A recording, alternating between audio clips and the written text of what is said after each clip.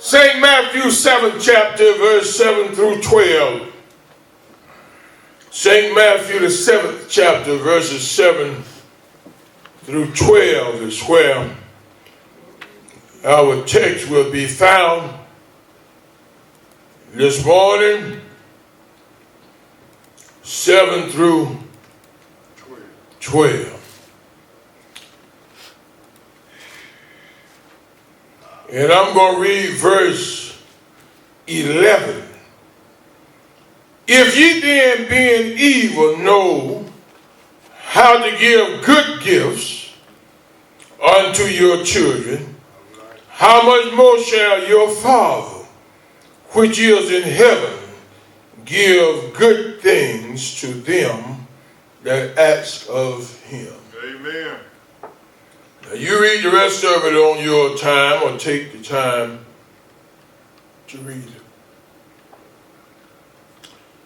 For a subject this morning, I want to talk about a son, a daughter, and a caring father.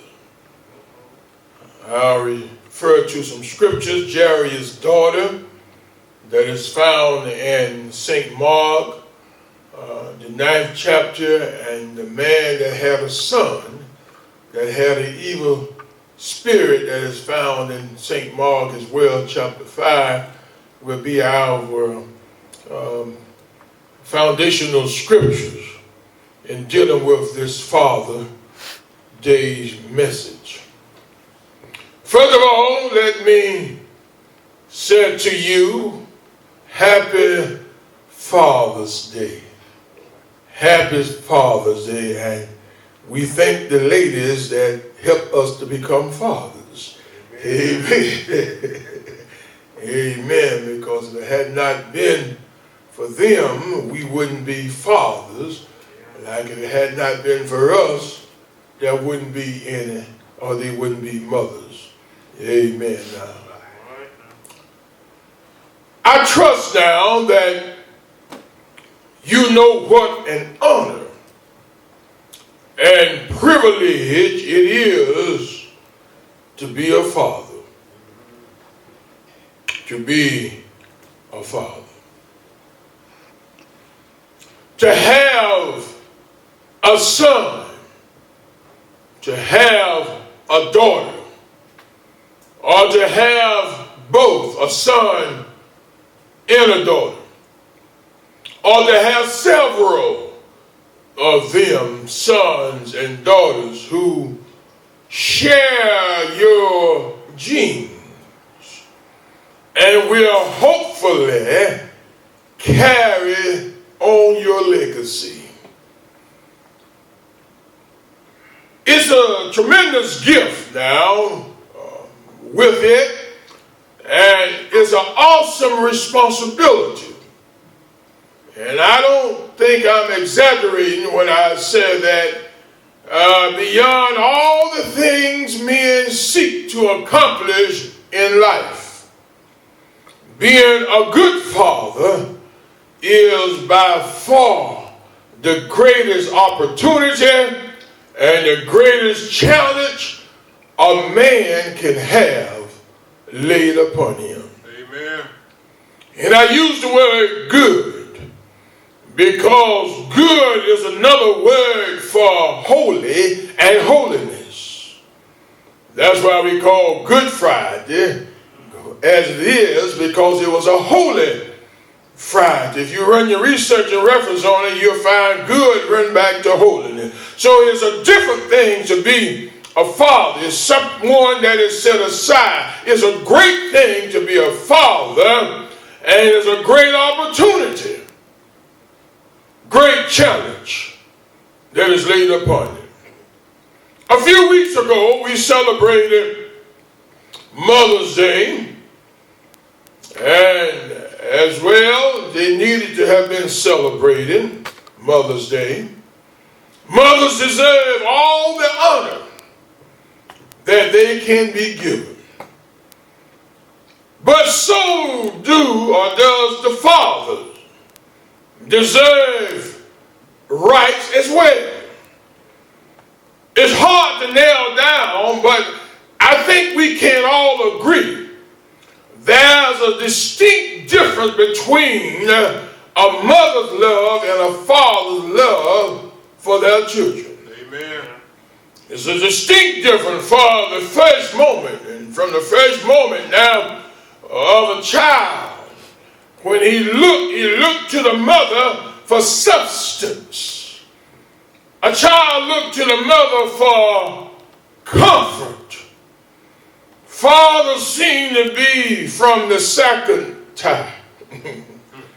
No matter how active the father is, no matter how active the father is in feeding the child, no matter how dedicated he is to rocking and cuddling up with that baby, no matter how active he is in changing the diaper, the work he does, the work is still the mother seemingly that the child looked to for warmth, for security when the chips go down. It as if the child intuitively know the mother has got his back. Got his back. He know that the mother has to get to know the father, and the baby has to get to know the father. The mother is the nurturer. She sink her hand seamlessly in the child very early in life, and that child lay the head in the bosom of that mother while he looked seemingly over there in the corner and asked, "Who is that big guy over there, Mom?" while she's feeding him. She have all the baby. And the baby have all her love. And here we are, those big guys seem to be standing in the corner over there. The baby wonder, who is that guy? Who is that gentleman over there? So the starting place with any Father's Day message, of course, is the fifth commandment. And the fifth commandment tells us to honor your father and your mother, and your days may be long upon the land which Jehovah, the Lord thy God, has given in Exodus 20, chapter, verse 5. Beyond that now, I like to take a close look at the relationship we have or have had with our fathers. Here's the thesis. At the best now, a father's love, however imperfect or however rough the edges may be, the father's love is a reflection of God's love. A good father is a reflection of God's love, as Jesus told his disciples. Who is there among you who, if a son or a daughter asks for bread, would give them a stone? In that text that we gave. Or if he or she asks for a fish, would you give them a serpent? If you then, being evil, talking about us, the human, know how to give good gifts to your children, how much more will your Father who is in heaven give good things to them that ask of him? Amen. So how would you describe your father? Was he soft, gentle, or was he harsh and demanding? Was he there for you when you needed him, or was he always on the go and always from home a lot of time? Was he affectionate, demonstrative,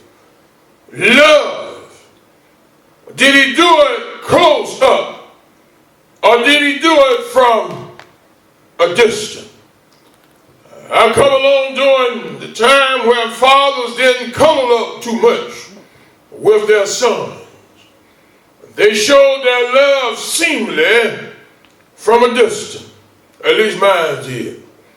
Some of y'all may have a different kind of father. My father was a workaholic. He made sure that bread was on the table, made sure that we had a dry place to lay, made sure we had a roof over our head, made sure that we had the necessities of life, the essential things of life. He didn't have time really to run back and forth to a ball game, or to lay around the house with us. Now we have these stay-at-home dads. I don't understand that, but it's totally different.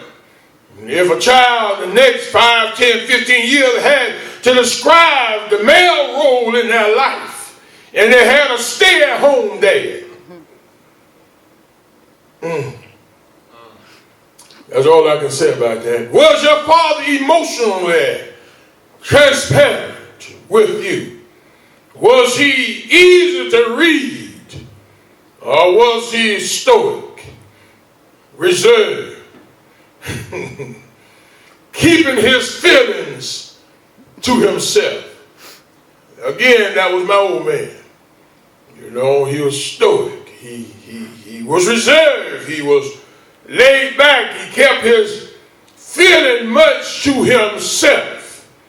He demonstrated his love through work, through taking care of Miss Fraley, made sure she had her essentials of life and what she needed to take care of the family. Did he read you bedtime stories at night? Again, I have to say no. I learned the most in my life through wisdom. The wisdom of my father was through a 4th grade education. No, he didn't read to me at night. He just said, good night and go to bed, boy. That's all the reading that I got. And other folks of my generation, the same thing. Good night, boy, go to bed. That was it. It's how we describe our father, what he meant to us. Each of us perhaps describe our fathers different. Did he teach you to do things? I learned through my father by watching him. He was a mighty of a man to me.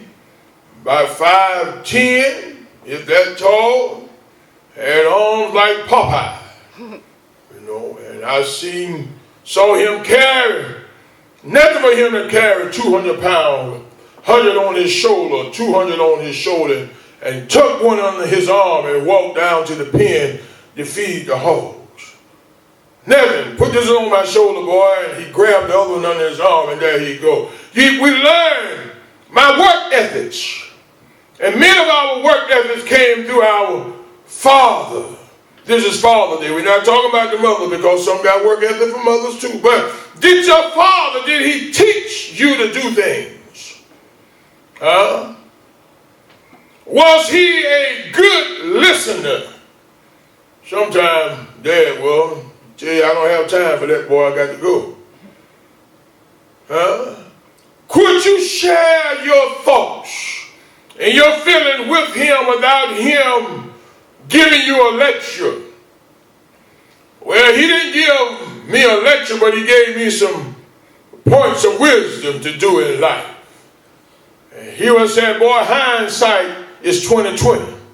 I didn't know what that meant until I became a grown man, but that was one of his words. Hindsight is 20/20. And I used to say, Dad, I'm gonna. He said, boy, tell me what Gunner ever did. That may be bad English, but he tell me what Gunner ever did. Gunner always put something off to tomorrow.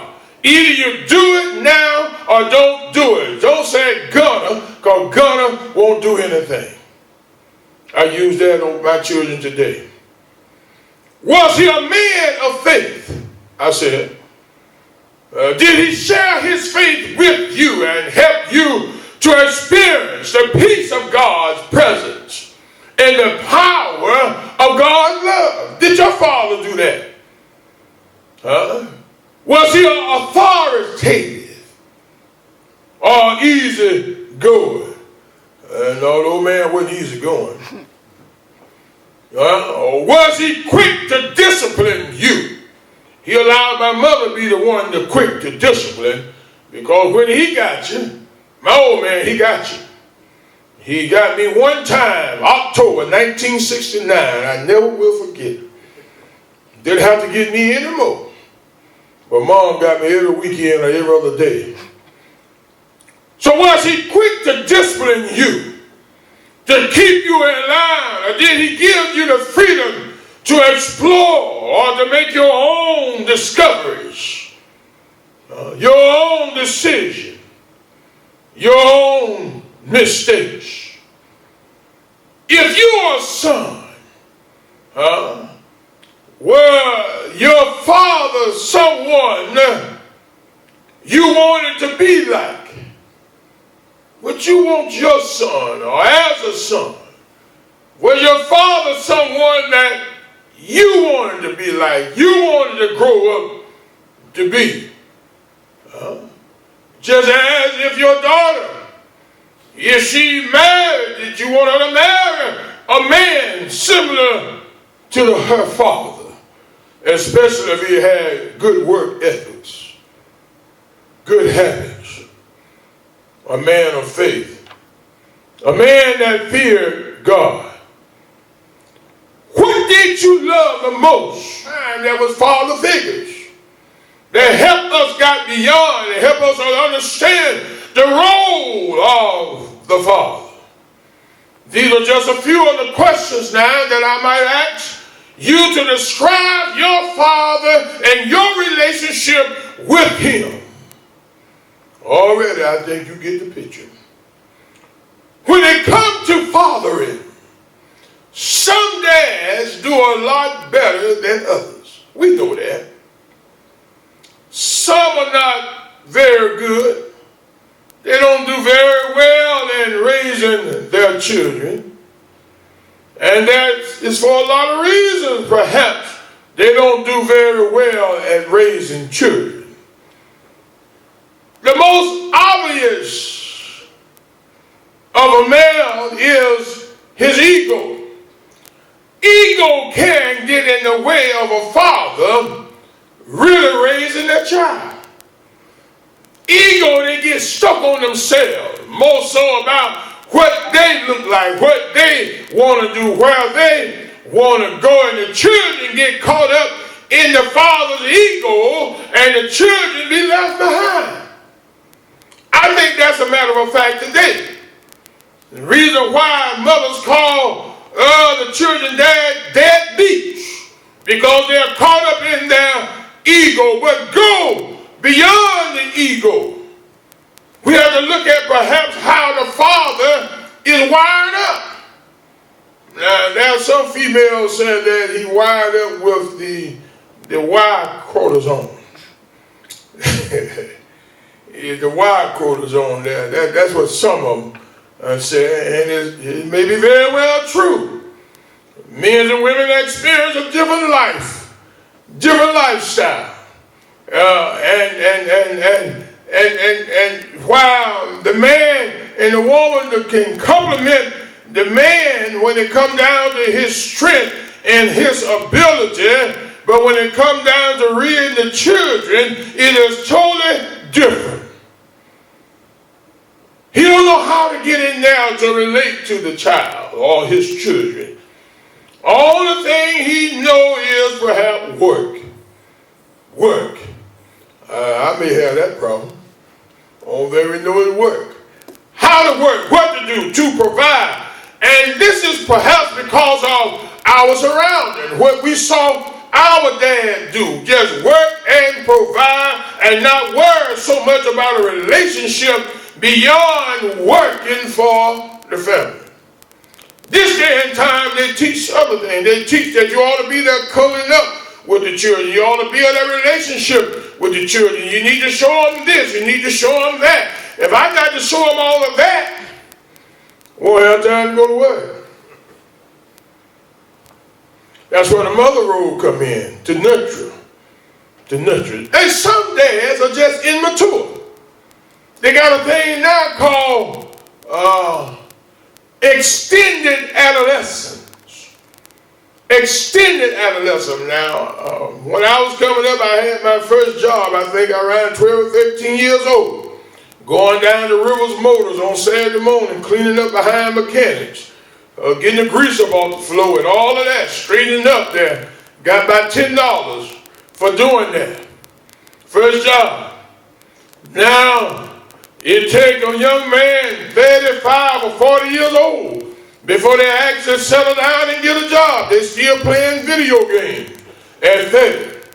At 35, they're still playing Pac-Man and all of these other Nintendo games, whatever. When they ought to be working, you'll find them sitting in front of the TV playing a game.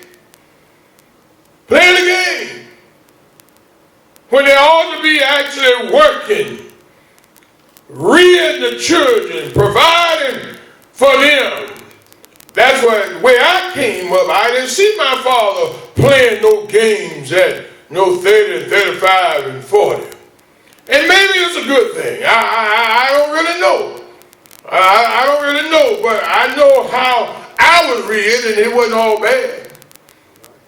My children didn't go hungry. Wife didn't go naked. Didn't go looking bad. Hair was combed. All of that. Groomed well. My children didn't miss a beat. My generation, I'm talking about my generation who come up under men's life, I come upon them. And a lot of these young men, they start late. They start late to become father. But those who start early at 20 years of age, their children are grown by the time they hit their mid-40s. They start at 20, their mid-40s, their children are up and should be out of the house. Hopefully, that within those 20 or 25 years that they had demonstrated a male role to how a father should be. He should be more than just a dad. You need to be a provider, one that takes care. And I think that's why the children are ramping the streets now, killing and stealing and robbing and not doing anything because they don't have enough senior fathers in their life to make them behave themselves. Amen. All right. If it's not the father at home, we have men in our community that was other children's fathers that helped us to realize what it takes to be a father or a man. These young boys seem to be a long way from a man for me. They're just sperm donors. Want to say that they have a child. And nowhere in that child's life or his work. I understand that if you're working, you can't be there. But when you're not working, with times the way that it is now, you ought to be in your child's life. Amen. The way that it is now. So how does a young man know how to become a father? What would you say? How would you teach a young man to become a father? I can't tell you everything. I can't show you everything. But I can only demonstrate what I think a young man should do in order to be a father. To be a father is to be a provider. To be a father is to be a caregiver. To be a father is to take care of the responsibility. To be a father is to be found when you need to be found. Not to duck and dodge. These children that is out in the street, we're going to have to bring the father or some male figure back in their life in order to calm the beast.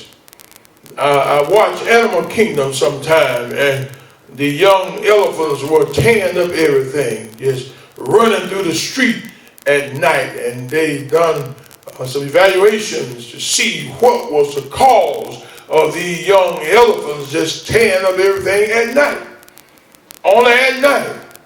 So what they did, they had some old bulls brought in. And old bulls were put in the middle of those young elephants. And those old bulls tamed those young elephants. You know how them old men used to tell us years ago, boy, go sit down.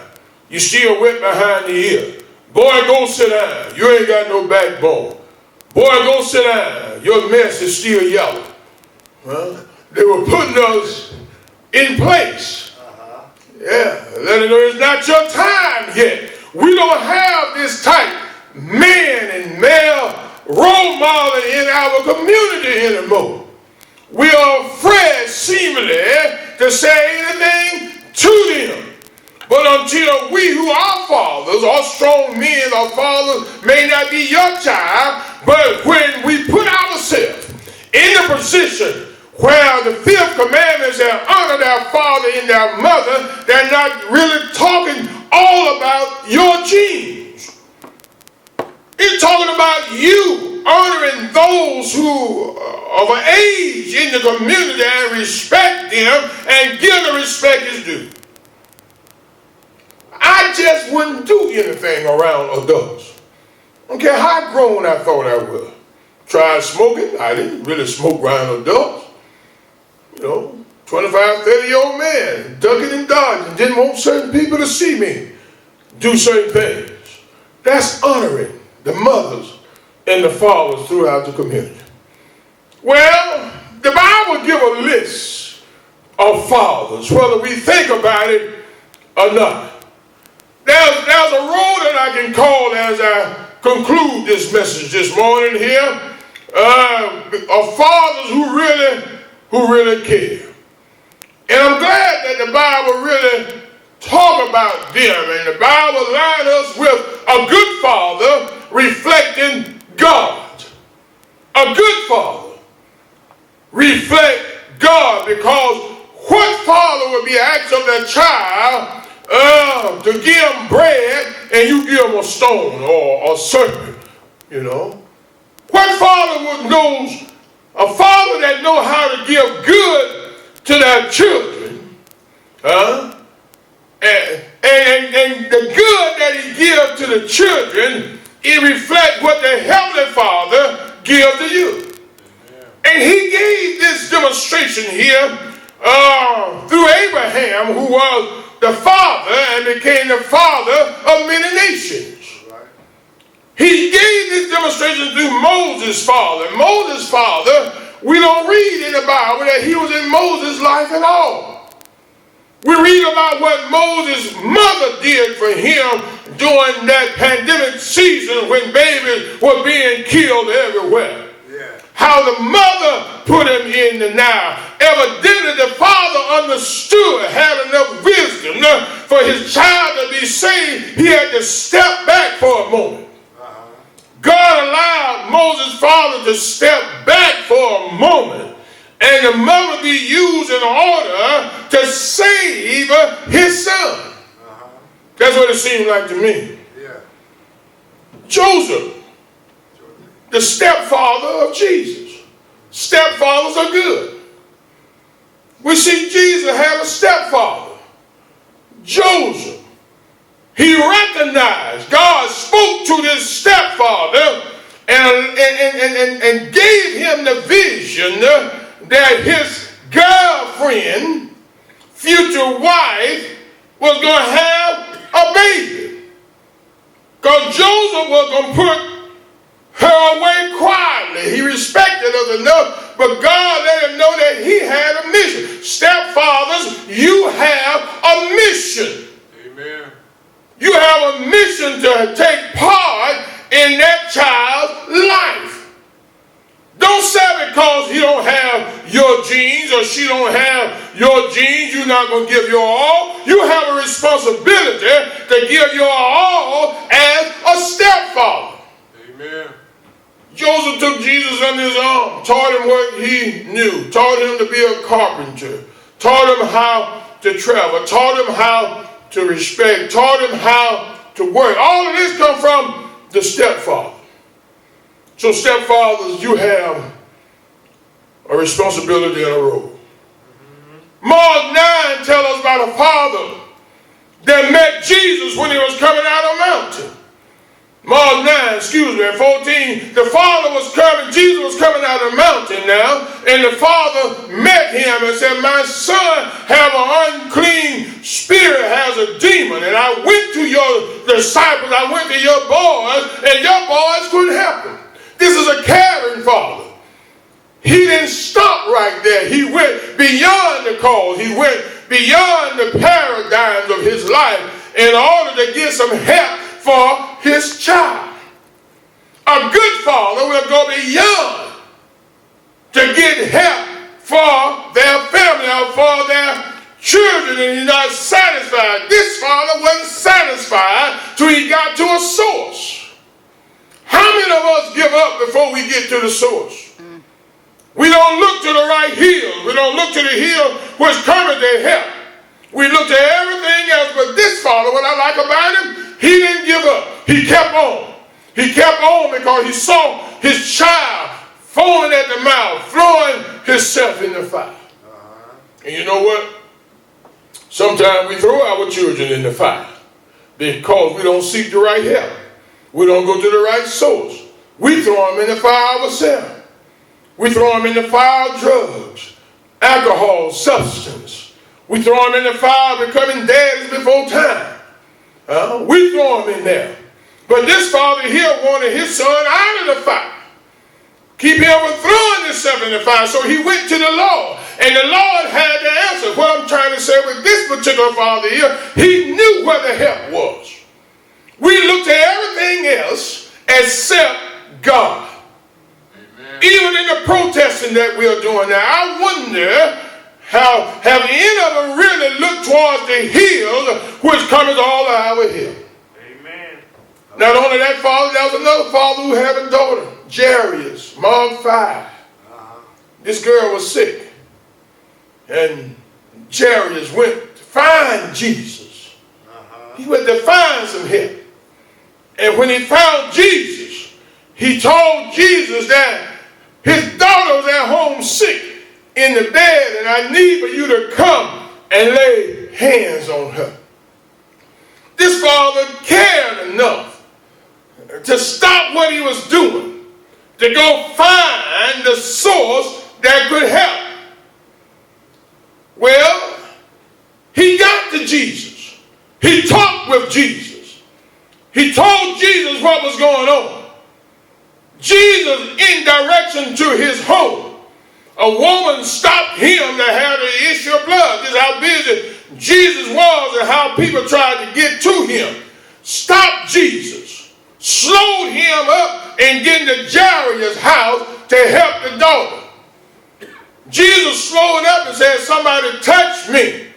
And during the course of that action there, somebody came and whispered in Jairus' ear, don't worry him no longer. Your daughter is dead. He said that to Jesus. Jesus had taken me to her. He followed him. Jesus followed Jairus on to his house. When he got there, there were professional moaners around just crying. You had those people that was hired to come out and just moan. And Jesus said, where is she? They said, she's dead. And Jesus said, she's not dead. She's just asleep. Yes, sir. Just asleep. Show me where she is. They laughed at Jesus, but Jairus cared enough to continue, even when a situation looked like death, when there's no end seemingly to it, or when the end has come to it. With Jesus, Jairus was willing to go beyond what seemed to be an endless situation. So often in our life, our children, perhaps they are dead. And we think that there's no hope for them. But with Jesus, only thing he would say, they are just asleep in this situation. They can be awakened. Show me where she is. He took her up there, and Jesus looked at him, and he whispered some words to her, and she gathered by the bed. A caring father won't allow situations A caring father won't allow circumstances. A caring father won't allow hearsays. A caring father won't allow substance to get in the way of calling on the Lord to help. He will continue. A caring father will. A caring father go that extra mile all the way. But one of the greatest stories in the Bible is the father of the two sons, and one of them was prodigal. This father that had these two sons, one of them, the son was a servant. Seemed like one of the sons done everything that dad asked him to do. That son hung around the house, and whatever dad needed, he was there to take care of his father's need. Yeah, but that other son there seemed to be wild, seemed to be reckless, seemed to be the son that was rebelling against the father, seemed to be the one that was bringing shame upon the father and discrediting the father's name every day. But yet in spite of everything, the father still loved him. He loved him just the same, regardless how wild and how reckless that son was. The father still loved him. The father was still willing to do for that child just like he was doing for the child, the one that left. And he came to himself. One day the father saw him and said, "Let bygones be bygones. This is my son, and he have come home." And this is where I want to close at, because there is a father that sit high and a father that is looking low. There's one that let bygones be bygones. He'll forgive us for all of our trespassing and all of our sins. I'm glad now that I met this father some 50 years ago, and he's been a father to me in the midnight hour as well when the sun is bright in my life. He's been the one that protected me, and he healed the wounds of my body, and he wrapped his arms around me in the midnight hour. Yes, he's been the one that fed me when I was hungry and gave me water to drink when I was thirsty, and he put clothes on my back before I became naked. Yes, he is the one that watched over me in the midnight hour and gave me a home to sleep in, and he gave me a car to ride up and down the road in. Well, some say that he's a doctor, some say that he's a bedroller, some say he's my way maker, but I want to call him Jesus, who is brighter than a morning star. I want to call him Jesus, who is the rose of Sharon, and I can call him my healer because he healed my body. He watches over me, not one night, but every night. Yes. He watches over us. Talk about a caring father. God, y'all, is a caring father.